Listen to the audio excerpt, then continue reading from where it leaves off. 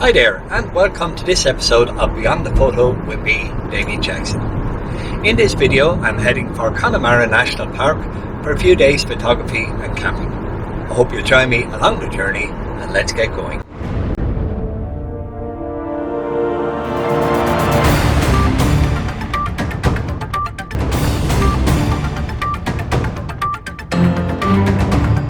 My first port of call was Doolough Valley in County Mayo, just a few miles outside Connemara National Park.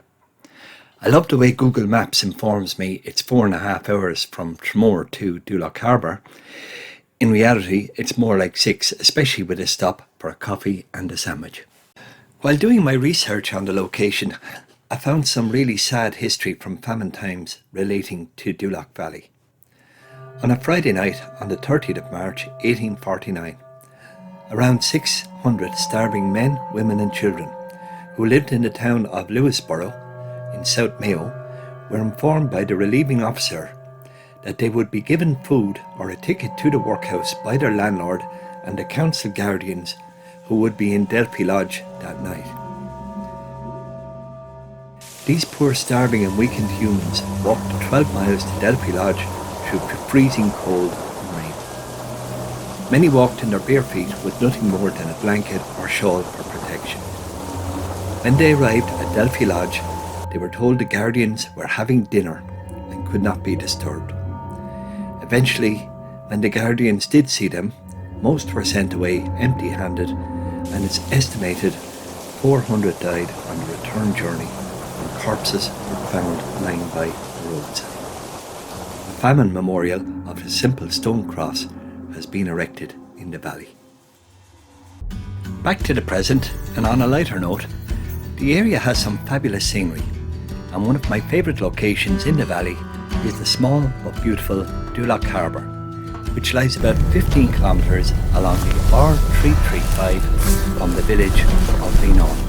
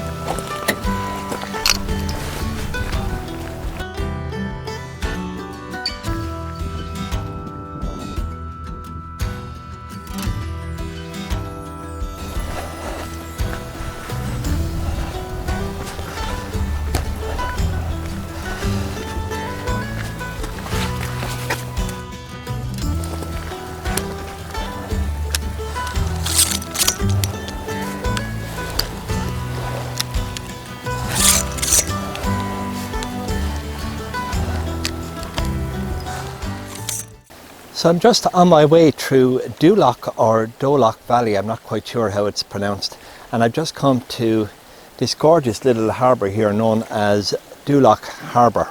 And as you can see, it's just a small little stone wall with a couple of boats in it. But what really sets it off for me are the pine trees there in the background. So what I'm going to do is I'm going to have a go at a long exposure for using a 10-stop filter. I hope to get about 1.5 minutes out of it and flatten all the water. Now, as I'm looking at the boat here, there's the tiniest bit of movement in the front boat. So I might have to take a second exposure at a shorter interval and maybe blend that in. But I'll give you a look at my composition now. So here's my composition, and as you can see, it's quite simple. I'm just using the edge of the sea there as a lead-in line to come up here.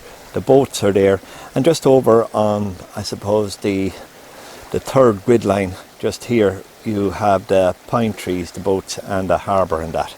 And then to balance it, on the other side, you have the mountain coming up here. So, wasn't much work in it, quite a simple composition, but I do like it, and I hope it works out now. I have to say, I love this little spot. It was my first time here, and I'll be back for more despite the distance from home. It was a foggy, misty evening for the first one, and I came back again the next morning in the hope of a little colour. And while I did get the tiniest bit of light, I didn't get any colour, but at least the mountain on the left hand side was visible, as you can see here in the second photograph. This little spot is easily accessible by car, and the little car park is only a few metres from the harbour. So irrespective of your mobility levels, you'll find it easy to get a composition here. In terms of light direction at Doolough Harbour, here are two examples. This first one shows the direction of sunrise and sunset on the 9th of August. The line that's moving is a representation of the direction of light throughout the day. At the bottom of the screen, you'll see the time change as I move the cursor through the day.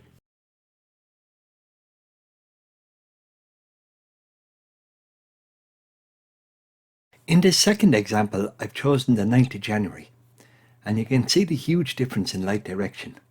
And it seems if you want light falling on the harbour, winter is a good option, with either sunset or sunrise shining onto the harbour, and the optimal one seems to be a sunset.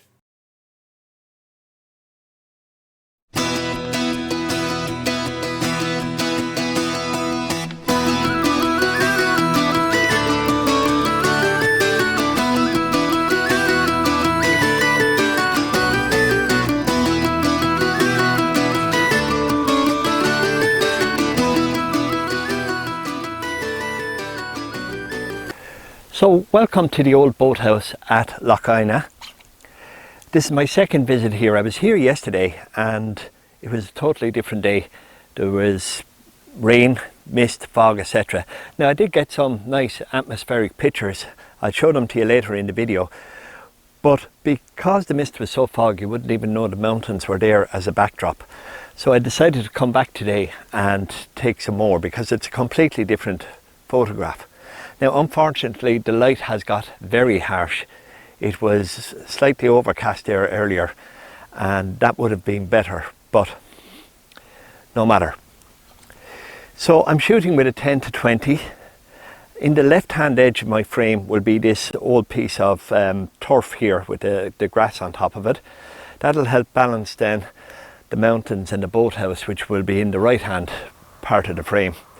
And in terms of composition then, I'm using the edge of the lake as it skirts around there to bring the eye into the actual boathouse itself. On the right hand edge of the frame is this taller pine tree coming up there, and as I said, on the left is this turf mound here. So it's quite I suppose a simple shot. It's at f11, 100 of a second. Not using any long exposures or anything here. I do have a graduated filter on because the sky is so bright, just to hold back some of the detail in the clouds, etc.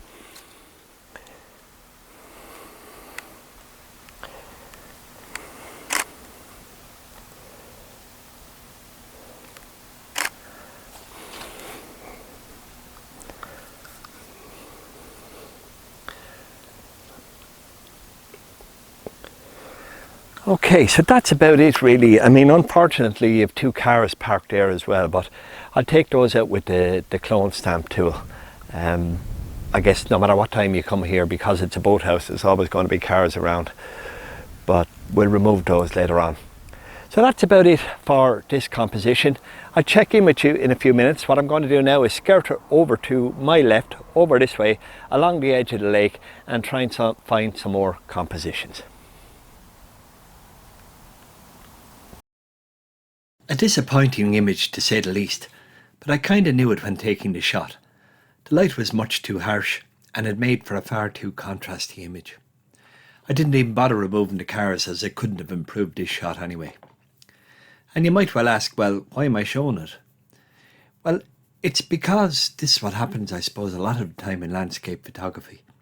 We've no control over the light, but we feel the need to shoot because we're away for a few days photography. So I've found a small little stream that's running down here into the lake, and there's some rocks in that as it joins the lake.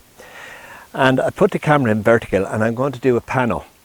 As you can see from this position here, the pine trees have separated from the mountain altogether.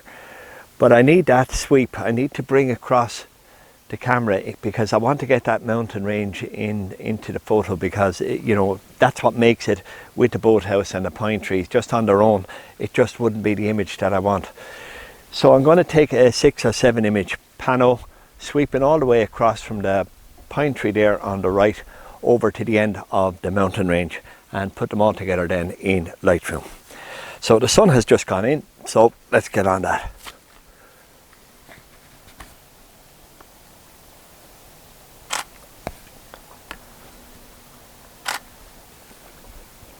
Okay, so 8 images there, all the way from the boathouse across and then skirting around the edge of the lake.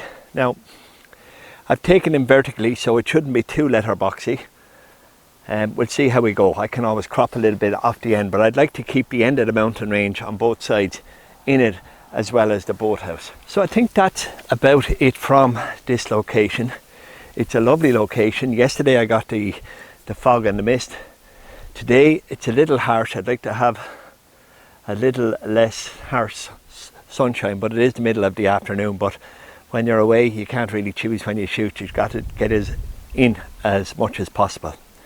So we'll see how that turns out, and I'll put it up now. So this one I think is a little better than the previous. It's still a little bit harsh, even though the sun has gone in behind the clouds. There's still that bright afternoon look about it, and well, it's okay. Certainly not one of my best.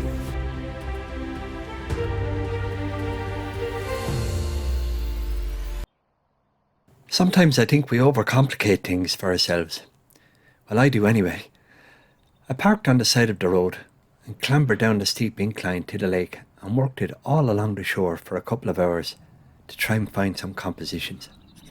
As I climbed back up to the road, the best composition of them all was looking at me straight in the face from the side of the road, about 20 metres from where I had parked the car.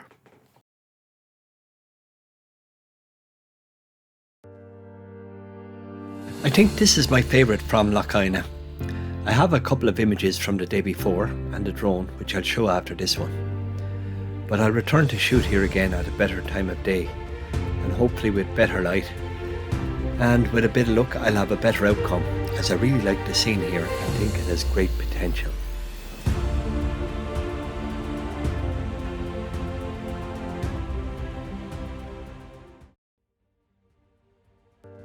So here are my last 2 images of Lough Inagh. The first one is from the day before when I visited it, and the weather, as you can see, was misty and drizzly and foggy and all of that. And the second one then is a drone shot, which I suppose really shows how accessible Lough Inagh is. You don't really have to go to all the trouble of climbing down and walking around as I did. There's compositions from the side of the road, as I said earlier. In terms of light, this first animation shows the sunrise and sunset directions for the 20th of August. And the line that's moving is the direction of travel throughout the day. You can see that sunrise is probably a better option for some light on the boathouse, but it will be a few minutes after sunrise before it clears the trees and the high ground and hits the boathouse. However, sunset could give you some nice drama in the sky behind the mountains, and you could bracket some shots or use a graduated filter to ensure that the boathouse is not in total shadow. This next animation is for the winter scenario on the 20th of January. As you can see, both options seem to work well here, providing some side lighting on the boathouse. Just bear in mind that because the boathouse and the lake are in a hollow or dip, it'll probably be a little after sunrise and a little before sunset that the best light will target the boathouse.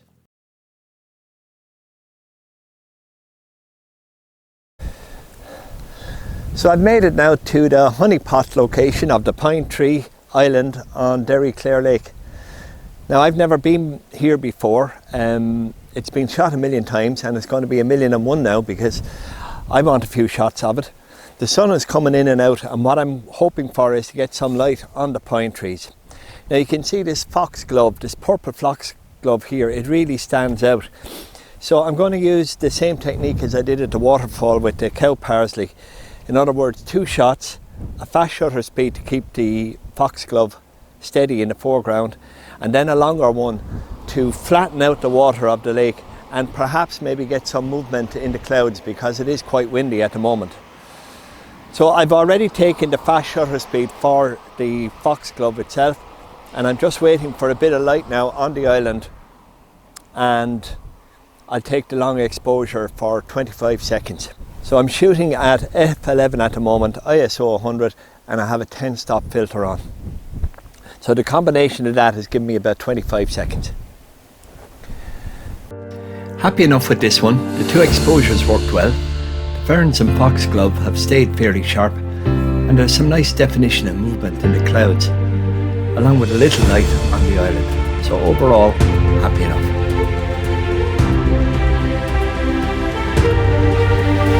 So I've just come down onto the beach now, and I'm using these little rocks here in the foreground. I'm going to do a long exposure again of 20 seconds. Again, the light has gone a little bit flat. It would be great just to get a few rays through onto the trees. It's even now, I think there's a bit of light coming on these, so get me act together quickly. A fleeting moment of light as the sun popped through for a few moments. I like the separation in this one, as the low angle helps the trees to appear above the mountains in their background, and they pop a little bit more. Another nice aspect of this shot is the cloud activity. The wind was blowing a gale, and that created great movement for me in the sky.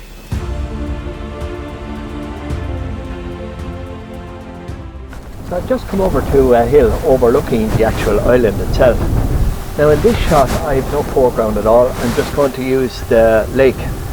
Now I'm aiming the camera up at the sky, and I just have a small bit of lake in the foreground, then the island and a lot of sky. Now this is a 10 to 20mm lens, and you hear a lot sometimes about the super wide lenses causing distortion, particularly at the edges. But you can use that to your advantage sometimes.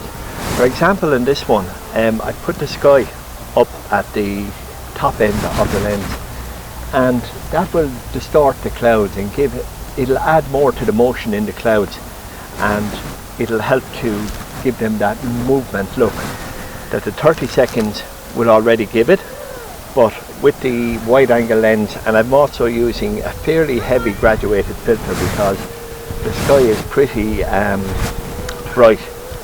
And sure, let's see how I go, and I'll show it to you after that. Here it is. You can see the effect of the gale multiplied by the wide angle lens at the top of the photo, as it accentuated that movement and distortion in the clouds. I left the power lines in on this one, so if you haven't been there before, you know exactly what to expect. So I think I'm going to go and try and get some grub now at this stage. It's getting on for 6 p.m. I've been shooting since 6 a.m, that's 12 hours. And when I look around me and the way it's been all day, there's not much point in waiting for a sunset until 10 o'clock tonight, because the light is just going to be the same. It's been like this all day, kind of overcast, cloudy, but it has been moody. It hasn't been that flat light all day, so it was a good day overall. Happy enough with it. So I'll chat to you in the morning. The next morning didn't really work out for me. I skipped sunrise for a lie-in after a few days of early mornings and late nights, and the weather had changed from overcast and moody to harsh sunshine. I travelled to Roundstone bog, about 11 kilometres from Clifton, for some shots, and this is really the only one I got. The day was too bright and sunny, and as it was my last day, I finished up about 1 p.m. and headed for home. So that's it from me from this trip to Connemara. I hope you enjoyed the video, and if you did, please leave a like or a comment below. If you're new to the channel, please think about subscribing. I've visited a lot of locations around Connemara, but I do know I've only just touched the tip of the iceberg, and I'm looking forward to coming back here shortly. So once again, thank you very much for watching, and until next time, stay safe and bye for now.